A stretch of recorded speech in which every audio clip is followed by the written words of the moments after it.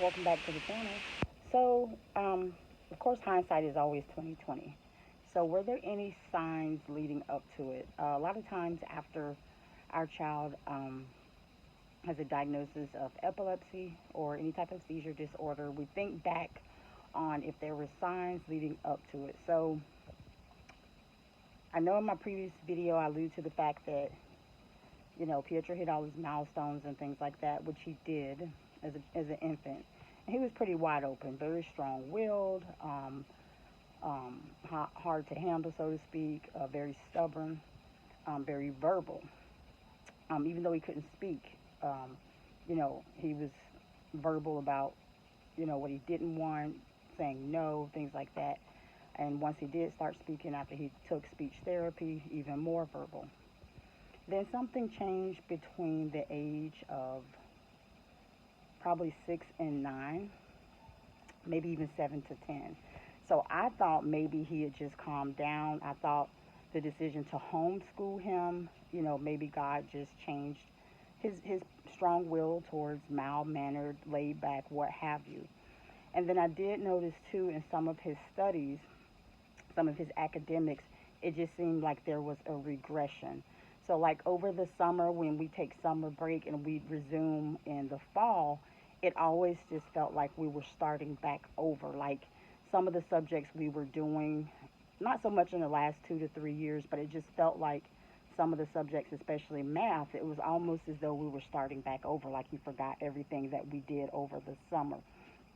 I don't know if that was linked to his epilepsy, but that was one of the first things we started to pick up on. It just felt like the first thing, A, he just seemed more mild mannered, and B, it just seemed like he started regressing in his studies. So I'm like, what is that all about? But again, we just pressed through it. And then the third thing, about 2 years before his epilepsy diagnosis, we were in Tulsa, Oklahoma, visiting his older brother. And one thing we noticed leading up to that particular visit was that he started having anxiety when it came to flying. And this is a kid who loved flying, who watched probably every episode of Air Disasters, probably knows every type of plane, can tell you the little things about it inside and out. And all of a sudden, he just started having little anxiety about flying. Again, didn't think much of it, just chalked it up as to probably teen anxiety. But this particular visit in Tulsa, we were out about, we were actually visiting a casino, and they allow children, even in Vegas and different places, you can't go on the casino floor if you're under 18 or 21, but you can be like in certain designated areas, like the food areas. And then my husband called me over, and I had walked away with my brother and my older son, and my husband was like, "Can you come back for a minute?" And when I came back, because they had ordered food, some fries and something else, and when I came back, Pietro was just in tears and shaking. And I said, "What's going on?"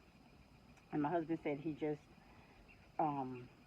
not really froze, but he said that he was embarrassed because when the food was ready, Pietro thought they had called his name, but it wasn't his, it was someone else. So, of course, we had been working with Pietro on trying to be a little bit more assertive, more independent, if you will, to do things for himself, like order his own food and those kind of things, just to try to teach him to be independent so we're not doing everything for him. So at first my thought was, well, did you push him beyond his limits? Did he, I thought maybe my husband was forcing him to go up and that made him uncomfortable. And I never could put my finger on it. I just thought it was odd. And so they ended up leaving. I stayed with my brother and my older son. And my husband said as soon as they left, he was perfectly fine. And that always struck me odd. I'm like, what was that all about? And looking back after his epilepsy diagnosis, sometimes I wondered, was it simmering beneath the surface all along and it took that sleep deprivation night or illness, what have you, whatever, for that full-fledged tonic-clonic, formerly called grand mal, to manifest in itself because of the triggers, because he was overtired, because he was sleep deprived. Was it simmering beneath the surface all along? and we just didn't see the signs, or that kind of thing. So yes, that was me, you know, looking back, leading up to it. I know sometimes there's people say that um, autism can be mistaken for epilepsy, um, that kind of thing. Different diagnoses. I know a lot of times they can go hand in hand. They coexist. One doesn't cause the other, or vice versa, but they can coexist. But like I said, looking back and seeing some of the regression in his studies, his academics, sometimes I do wonder how long had the epilepsy been simmering beneath the surface, and it just took a minute for us to see a full-fledged seizure. Chime down below if you had a similar experience and your situation with your child. Thank you.